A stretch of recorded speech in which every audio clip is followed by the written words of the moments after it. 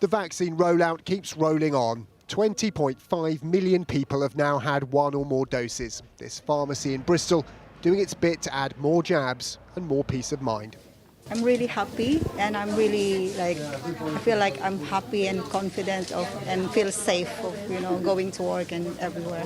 The statistics helping the Health Secretary feel more confident at work too.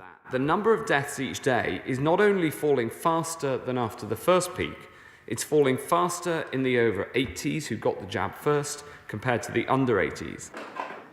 And if there were any doubt about what might be driving the decline in deaths, look no further than the nationwide survey of blood samples. Vaccines are causing antibody levels to rise. The data found almost 1 in 4 people tested positive for antibodies in England, the equivalent of 10.5 million people. It was slightly lower in the rest of the UK. The numbers were highest in those over 80, accounting for half of people. That's been credited for a fall in cases and deaths. Positive cases in the last week down more than a quarter on the week earlier, deaths by more than a third. When planning its lockdown lifting roadmap, the government used a much more pessimistic scenario about vaccinations and deaths. So is it time for a rethink?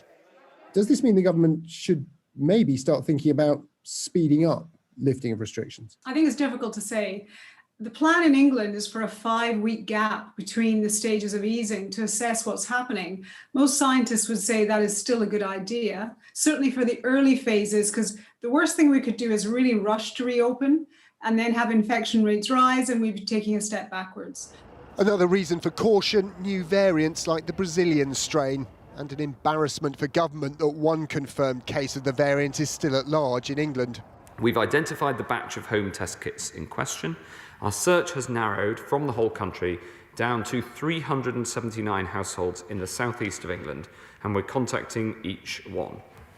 Can he tell us how on earth a test can be processed that doesn't collect the contact details, and what mechanisms will be put in place to fix this in the future? The Minister didn't answer the question, but as lockdown is eased, we'll be relying on test and trace more than ever to keep cases at bay, at least until the rest of us are vaccinated. Tom Clark, News at 10.